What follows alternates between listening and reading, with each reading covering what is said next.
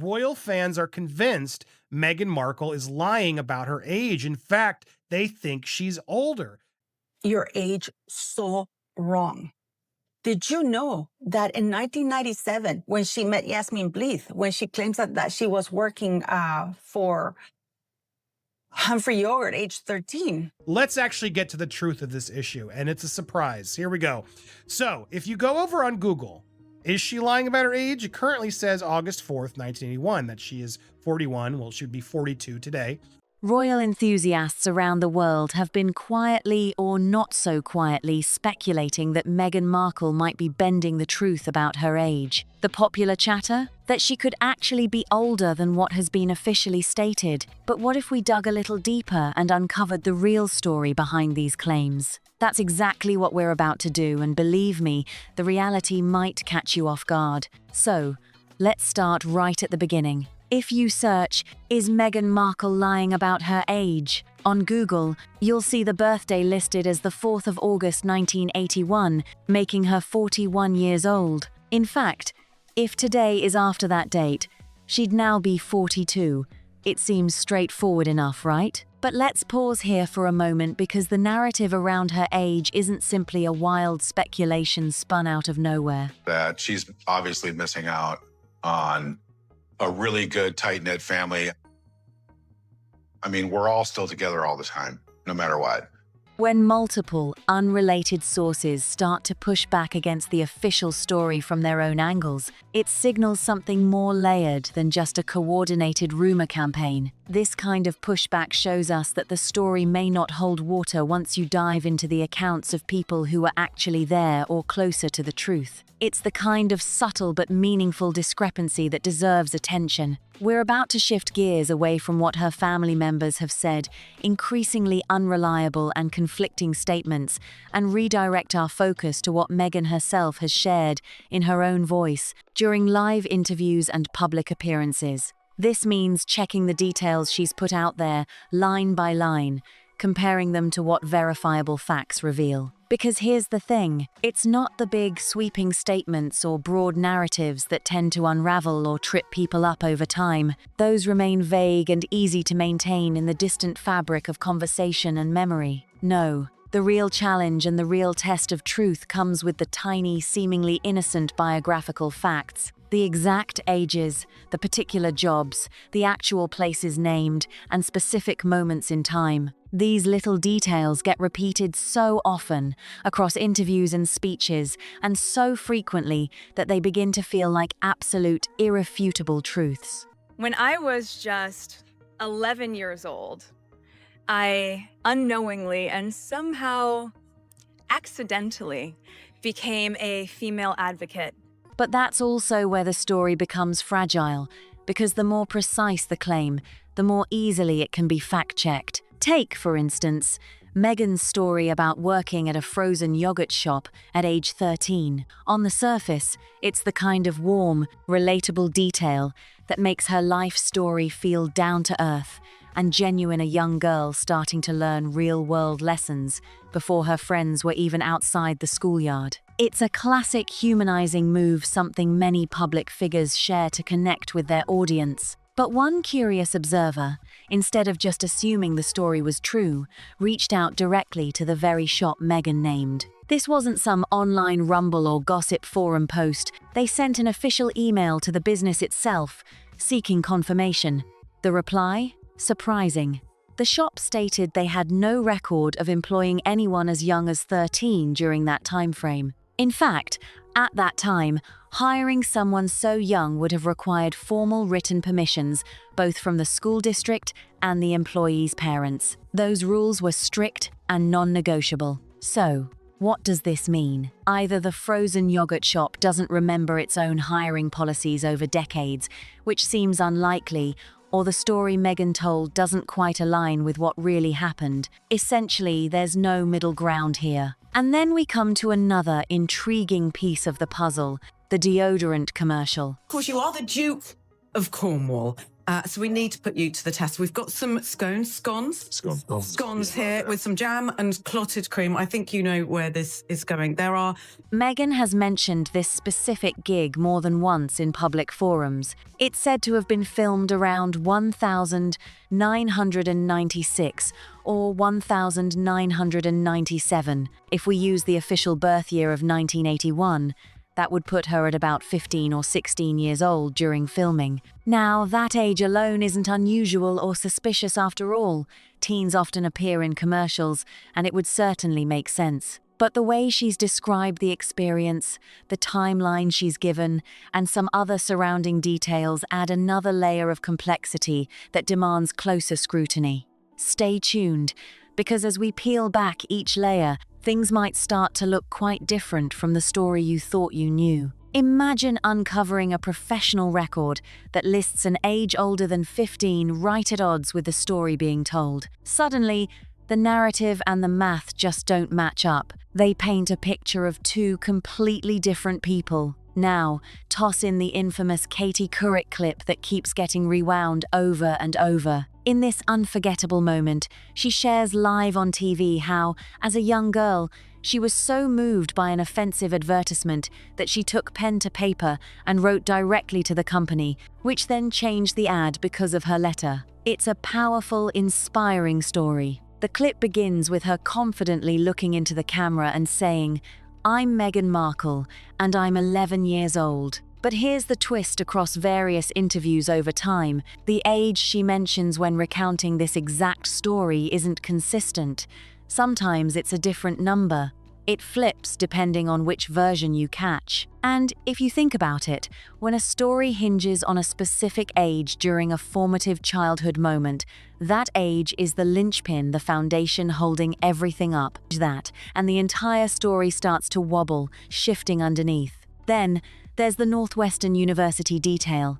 Meghan Markle and Prince Harry, because he's not off the hook either, they are using their children's titles to sell new candles. Okay, so now they are grifting. It's one of the most steadfast, frequently cited parts of her backstory, a cornerstone that rarely faces scrutiny by itself. Yet, when people start piecing together the larger timeline around her life, this date is one that repeatedly draws attention. It's that subtle red flag, prodding researchers to take a second, closer look. The issue is it sits right on the fringes of public discussion, never fully resolved, never entirely dismissed. It's like a quiet whisper that won't let the conversation end. Now, imagine placing all these fragments side by side to see the bigger picture emerge. Think about normal memory slips. When someone misremembers details from decades ago, the mistakes scatter in all sorts of directions. Sometimes the remembered ages are younger than reality, sometimes older,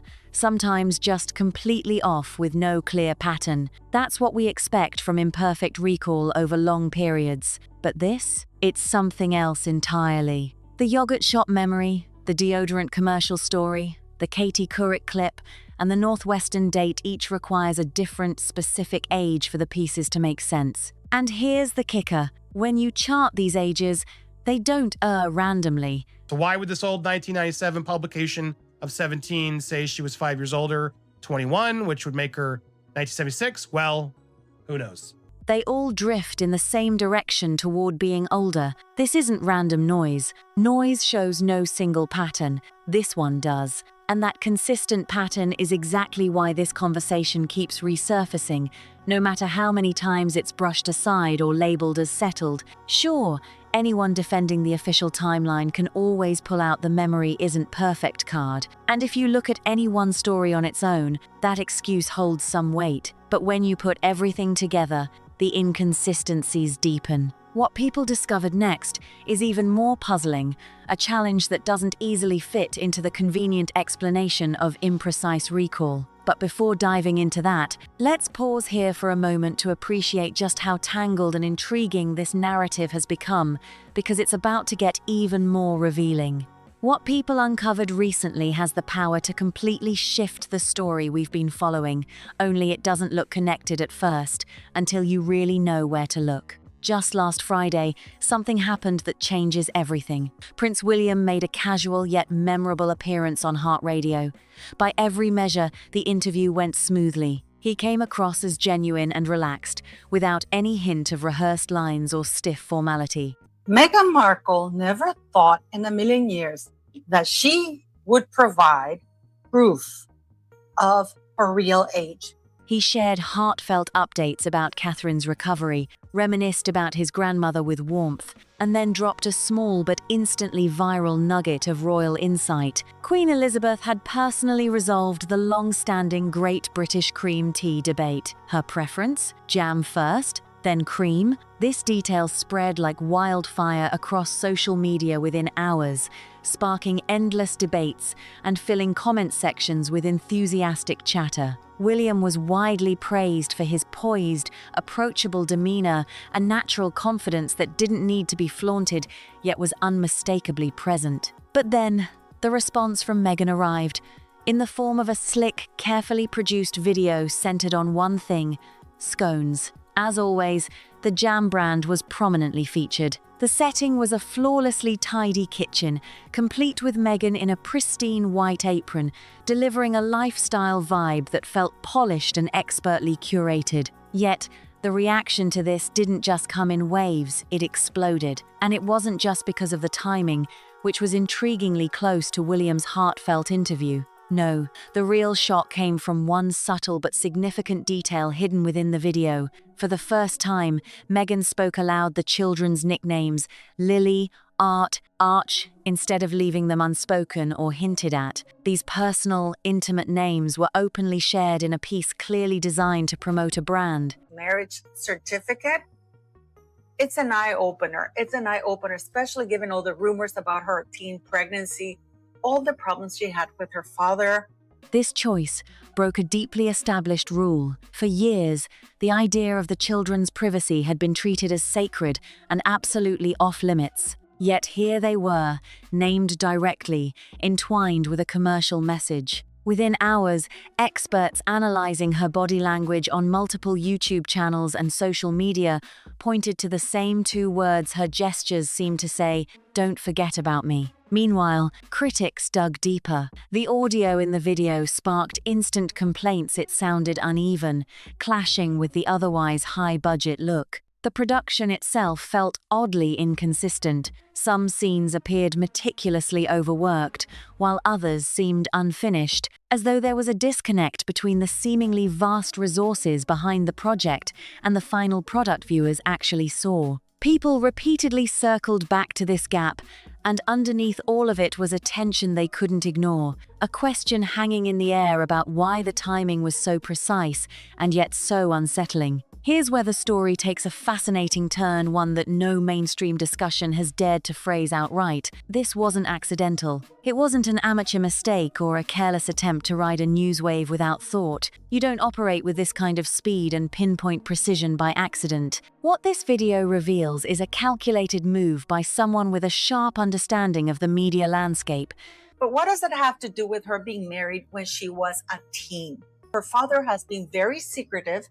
She has had very many issues with her father prior to going to university. Someone who watches the news cycle in real time and chooses exactly when and how to insert themselves into it. This isn't just spontaneous timing, it's a sophisticated skill built on focused, ongoing attention to every twist and turn around her public image. That leads us to one unavoidable conclusion. If Meghan is tracking the news cycle with this level of intensity, something the evidence clearly shows, then she's also monitoring what people continue to say about her past, the stories fans and critics alike remember and retell. This video, with all its layers and complexities, tells us she's more aware of the conversation around her than ever before, and that awareness is shaping every move she makes.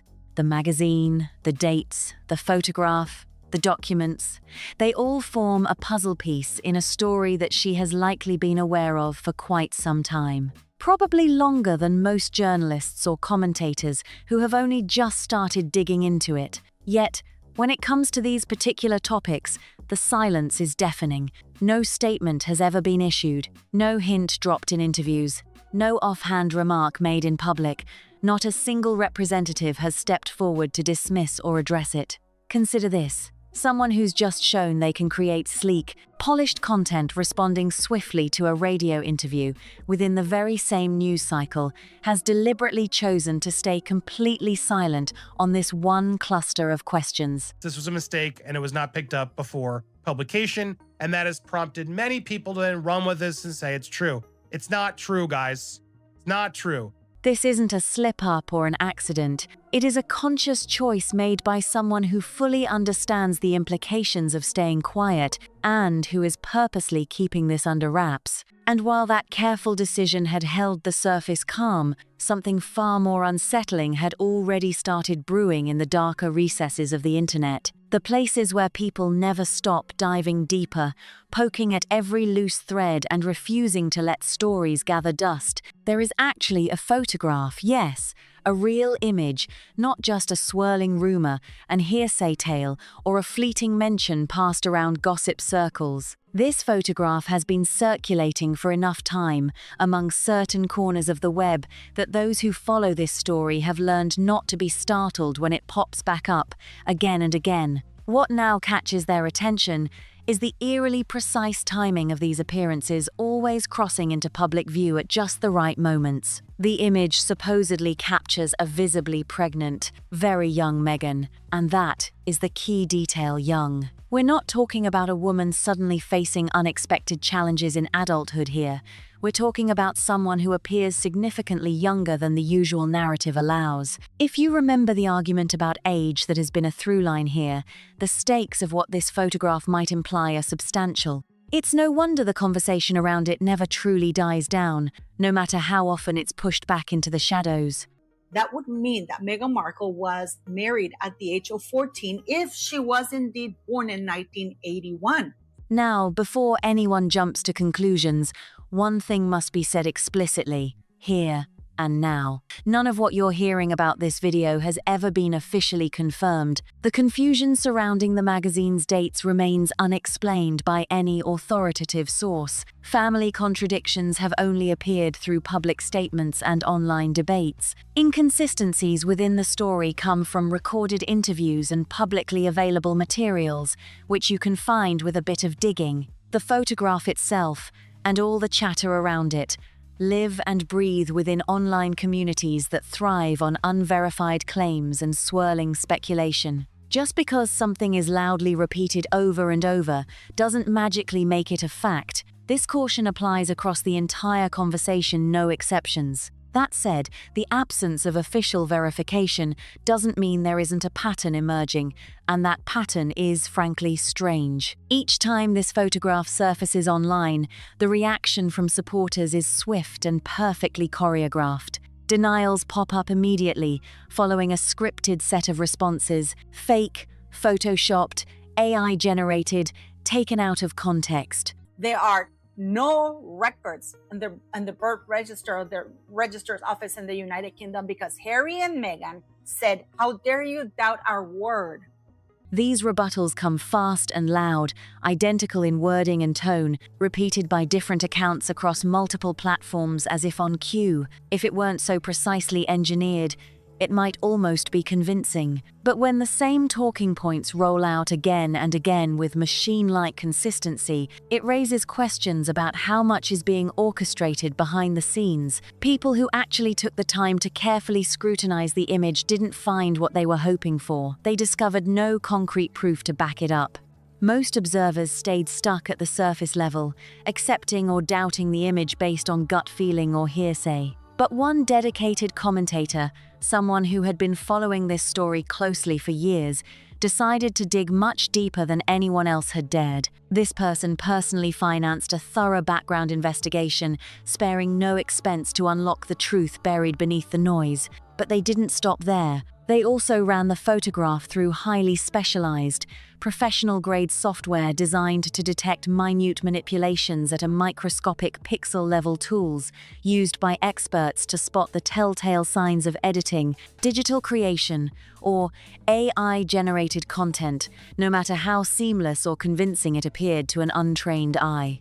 The results? The analysis concluded the image was 94% authentic. That number is crucial to understand clearly. It's impressive, but far from absolute certainty. She was born in the year that she was born. And you're wondering, why does her age matter at all? Because her age would also have an impact. And importantly, this assessment wasn't carried out by an officially accredited forensic lab, nor has it been reviewed or verified by independent third-party experts. It represents one detailed, documented attempt by a single individual to move beyond mere speculation into something more concrete. And what do we do with that? Take it seriously, but with caution, no more, no less. However, the real intrigue surrounding this photo goes far beyond whether it's genuine or not. There's a fascinating pattern emerging that captures the attention of everyone following this saga. The photograph never just appears randomly or drifts quietly into public view during a slow news cycle. No multiple independent observers have carefully tracked its timing, and the pattern is unmistakable. Every time the debate about the age of the subject heats up, every time conversations about this magazine or issue spike across social media and news platforms, the photo resurfaces, sometimes within mere hours, sometimes just days of the renewed interest hitting a peak.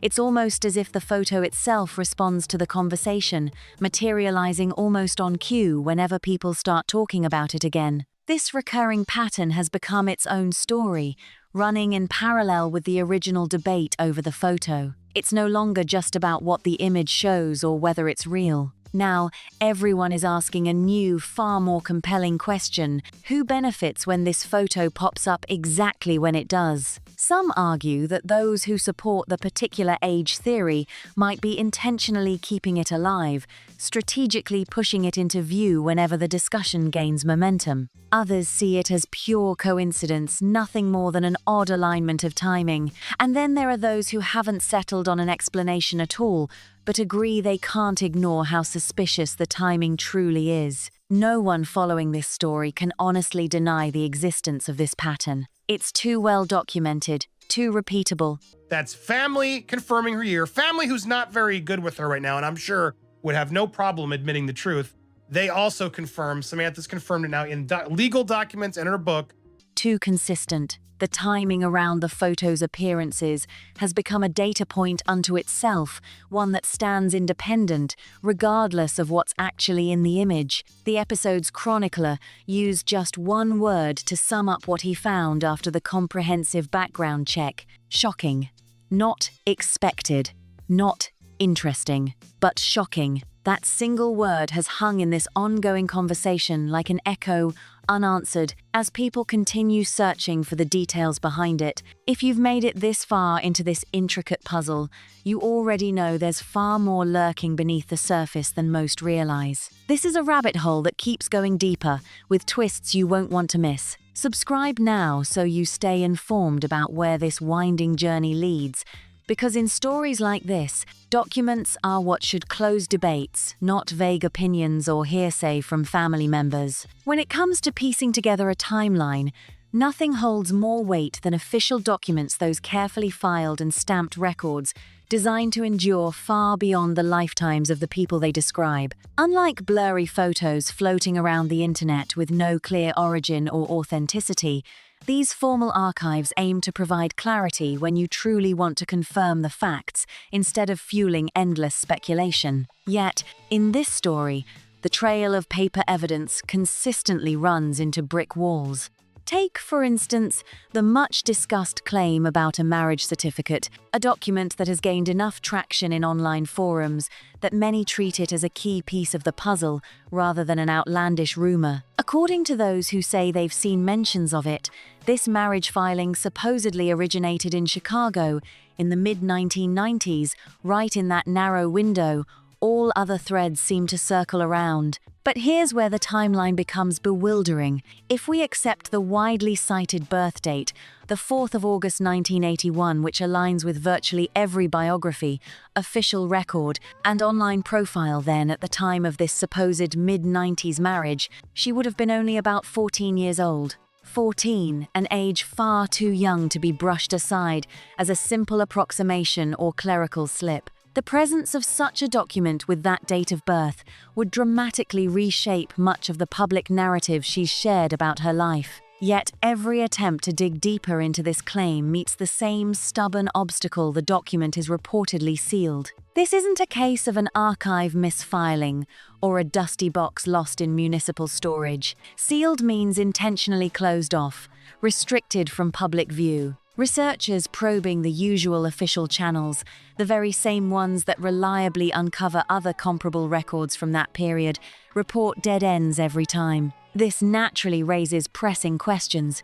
Who decided to seal this record, and why? What motive lies behind this level of concealment, if there is a valid reason at all? The mystery only thickens when the alternative birth year theory enters the conversation. If she was actually born in 1976, as some magazines have suggested, and as would drastically contradict multiple official sources, that same hypothetical marriage document would paint a very different picture. Instead of a mere 14-year-old, the filing would place her in her late teens, still young, but a different context entirely. This shift would alter timelines considerably, though the core issue remains unchanged. A previously undisclosed marriage prior to a royal wedding raises significant questions no matter the exact age. Through it all, the tone of the discussion evolves from heated speculation to sober curiosity. But the fundamental issue of why this record would remain hidden does not waver. Whether the age was 14 or closer to 19, the absence of a publicly acknowledged marriage before one of the world's most scrutinized events is a notable omission. Yet, the one document that could conclusively settle this debate, the marriage certificate itself, remains elusive, locked away from public view, and with it, the truth continues to slip just out of reach. Here's the thing. When a public figure's background is scrutinized this intensely, when every detail of their life has been examined, challenged, defended, and debated over countless articles, documentaries, and hours of discussion, one would expect some straightforward proof to clear the air. For example, a verified birth certificate. It's the most basic, fundamental document that could settle age-related debates once and for all. Yet, despite years of investigations and countless searches, no publicly available, unambiguous birth certificate has surfaced. Not because birth certificates are usually public spectacles, but because, in a situation where even a 5-year gap in an official age exists, the document that should put the matter to rest remains mysteriously out of reach. Enter Doria Ragland, Meghan's mother. Public records reveal an eviction lawsuit involving her in 1996. On its own, this might seem trivial. Financial troubles happen to many people and don't imply anything nefarious. But alongside this, there's talk of another file connected to Doria, described by those who track these stories as being unusually difficult to find through regular channels. This claim hasn't been independently confirmed, but what's important is how this elusive record stacks up next to the others. When you pile these inaccessible documents side by side, patterns start to emerge that can no longer easily be brushed off as mere administrative oversight or coincidence. This is the point where mainstream conversations tend to hit a wall. Sealed records aren't suspicious by default. Privacy laws and protections exist for very valid reasons and often have nothing to do with hiding anything significant. A single sealed document is rarely cause for alarm. But what keeps drawing attention here isn't just one piece of paper, it's the clustering of several unavailable documents, all locked away precisely from the same crucial 5-year period in question. And this lack of transparency doesn't scatter randomly across a lifetime. It's tightly concentrated during those years that every narrative thread, no matter which angle you examine, circles back to again and again. One sealed document might be routine, but several documents restricted across this exact narrow window in one individual's life, that's a pattern that deserves to be recognized, named, and questioned. Think about what else we've uncovered. A magazine article that listed her age 5 years younger than every official record states. And that archive is still out there. Anyone can find it today. We've seen 3 different family members, each independently contradicting her story about her youth, across separate platforms and years. without any obvious coordination. Every version of the story she shared about her early years demands a different age to make sense, and those ages all point in the same direction, shifting younger. On top of that, a photograph that supporters often dismiss as irrelevant keeps resurfacing right on cue, its circulation closely tied to spikes in the online age debate. When you assemble these facts, the contradicting statements, the inconsistent stories, the elusive documents, the contradictory records, you get a collection of multiple significant details, all concentrated around the same period. That's not random. That's not just coincidence. It's a complex puzzle, layered and tangled, and it's precisely in this tight window that the story becomes most intriguing, mysterious, and worthy of deeper examination. Imagine a collection of records, some said to be sealed tight, others seemingly vanished from every ordinary search, creating a puzzling void that people can't quite explain. Among these mysteries lies a claim about a previous marriage dating back to Chicago in the mid-1990s. Yet, intriguing as it is, this claim has never been conclusively denied, confirmed, or even addressed by anyone with the authority or credibility to weigh in. This isn't just a scattering of coincidences or random stories happening to involve the same name or person. No, this is what you might call a stack, a dense, layered accumulation of facts and hints that carry real weight, demanding attention. Now, here's the detail that slices through the fog with sharper clarity than anything we've come across so far. Not a single official statement has ever tackled the unusual discrepancy found on page 90 of a public archive. No explanation, no off-the-cuff interview comment, no clarifying remark from her team, no denial from representatives, and certainly nothing from the palace back when it was still in a position to offer official words. Meanwhile, the archive remains out there, open for anyone curious enough to look. Year after year since this detail first came into light, anyone can see the printed age recorded there. Yet, silence reigns. No one has ever taken a moment to address, dispel, or even acknowledge the anomaly that sits right in plain sight. Supporters of the royal family often bring up the vetting argument in response, and it is worth hearing with an open mind. They emphasize that before any royal marriage is announced, a thorough background check unfolds. Financial histories are examined, personal records scrutinized, public reputations reviewed, and security considerations carefully weighed. The logic goes that if any of these puzzling claims were real, they surely would have been uncovered and handled quietly before the marriage ever made headlines. It's a strong point on the surface. Yet, the counterpoint cuts deeper and is far more challenging to confront. The public has never once been granted a transparent look inside the vetting process itself. What exactly is examined, what issues come up during reviews, what challenges are flagged and addressed, and what kinds of sensitive details might be quietly set aside or buried without ever bubbling to the surface. There's a fundamental difference between saying nothing suspicious was found and saying nothing suspicious was ever looked for. All too often, these two very different truths get blurred together when they should be kept distinctly separate in our understanding. Further complicating the picture, there have been persistent reports of staff turnover and internal reshuffling related to her team's details emerging from multiple, independent sources. Each wave of restructuring, personnel departures, and organizational changes has sparked new speculation. To supporters, these episodes seem routine, the normal ebb and flow of any large operation. To critics, however, the repeated pattern is harder to dismiss. It suggests something deeper and less benign beneath the surface. Neither camp has access to the full story, but the rhythm of change keeps playing on, leaving a trail that can't be ignored. Then came the headline that shook observers nearly into disbelief: reports about a luxury apartment in Manhattan. For those closely watching the publicly available financial information, the news felt incongruent, almost surreal. One commentator likened the situation to glancing over Buckingham Palace and suddenly deciding to buy a penthouse overlooking the royal grounds. The sheer gap between expectations and reality sent ripples through the conversation, casting fresh light on an already intricate and evolving story. The image she projects, combined with what can be pieced together from publicly available information, has evolved into an ongoing mystery that refuses to fade away.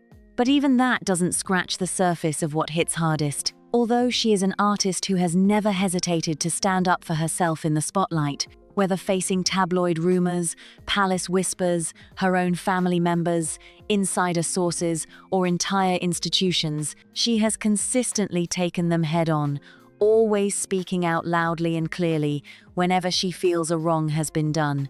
This is not a one-off pattern, but a documented part of her public persona, recorded again and again over the years. Yet, when it comes to this particular question, the tangled web involving a specific magazine, a surprising age discrepancy, sealed records, a photograph, and whispers of a marriage claim, her response has been an absolute and deliberate silence. Not a single word, no subtle hints, no official statements dismissing the rumors as unfounded. That, above all, stands out. In a career marked by her readiness to fight back in public, this mysterious topic has commanded relentless attention for years, yet it's met with total quiet every time. And this silence itself becomes a crucial clue, pointing us to the one question that remains impossible to ignore. Take a step back and look at the entire story again, where it all began. It started innocently enough.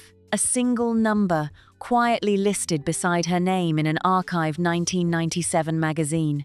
That one detail, a stated age, was off by a staggering 5 years compared to every official record ever documented. 5 years is no small difference, especially in an era where numbers, facts, and timelines can be cross-checked instantly. Ever since that inconsistency surfaced, sparking waves of speculation and debate that somehow never seem to die down, no one, not a single person close enough or credible enough, has stepped forward to directly address it. But that was only the beginning. What followed unraveled into a complex puzzle with pieces that challenge her public story at every turn. 3 separate family members publicly contradicted her version of events, each with their own accounts that seemed completely unplanned and uncoordinated, yet all pointing in the same unmistakable direction. Then there are the personal anecdotes about her early years, each one requiring a different age to fit the narrative, but together creating a consistent and revealing pattern. Add to this a mysterious photograph that keeps resurfacing in public discussions on a predictable cycle, always emerging when the debate reignites. And there's more groups of official documents from that same narrow window of time, which remain sealed or effectively off-limits despite years of persistent searching through normal channels. Not to mention a claim of a previous marriage in Chicago during the mid-1990s, a claim that has neither been confirmed nor denied, left lingering without any public record or acknowledgement. Overlay all these threads with the most striking detail of all, the utter silence of a person who has repeatedly proven loudly and clearly that she has the voice, the will, and the platform to set the record straight whenever she chooses. That silence is not just absence, it's a powerful statement in itself. It reshapes the entire conversation in a way most coverage has overlooked or ignored. It's a reminder that sometimes what is left unsaid speaks louder than any public declaration ever could. Across the vast realm of the internet, one particular document emerged and spread like wildfire, captivating countless viewers and sparking intense debate. This wasn't just any old file, it was a biographical entry, a page that detailed her racial identity alongside other personal information, archived carefully for posterity. People eagerly captured screenshots of this document, armed it as a weapon in lively discussions, and used it as concrete proof to build their arguments. What made this piece especially significant was the date stamped clearly on it, the 4th of August, 1981, a detail that sent ripples through online communities. Voices quickly rose, not just casually, but with sharp clarity, pointing out a compelling logical challenge. If you accepted that archived biography as an honest, credible record, if you willingly quoted it, referenced it, or used it as the foundation of your claims, you effectively agreed to treat all aspects of that document with the same respect for truth. In other words, you committed to a standard of credibility that applies equally across all details in these official records. You can't cherry-pick one fact from the document simply because it fits your narrative and then disregard another because it complicates things. Those archived documents either carry evidential weight in their entirety or they don't. This fundamental rule of intellectual consistency hasn't yet been directly addressed by anyone defending the official timeline, leaving an important question hanging in the air. To be clear, none of the dramatic alternative theories bouncing around the internet have been conclusively verified. The much-discussed marriage certificate remains unseen and unconfirmed by independent agencies. The controversial photo at the center of speculation has not been authenticated by a neutral forensic expert, and the tightly sealed documents, often hinted at, have yet to be reviewed or released by any public authority who could provide transparency. These crucial facts must guide how we interpret the story as they form the backbone of fair judgment. However, equally important and often overlooked is the fact that no direct public rebuttal has addressed the key question: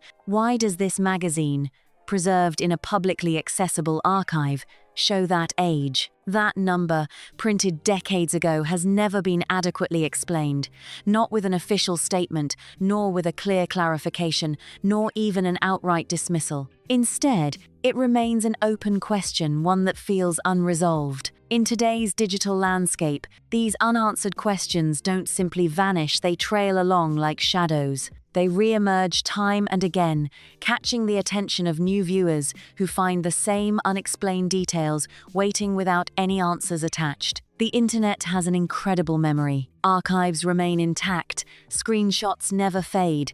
But the real shift in perspective here goes deeper, it transcends the numbers. This story wasn't ever really about whether she was 42 or 47 or anywhere in between. That specific figure was almost irrelevant from the moment it resurfaced. What truly matters, and what has always mattered, is the gap itself. That uncomfortable space between the publicly shared image, the values of radical honesty and personal truth, and the realities documented elsewhere. This is a gap that calls for reflection, not just dismissal.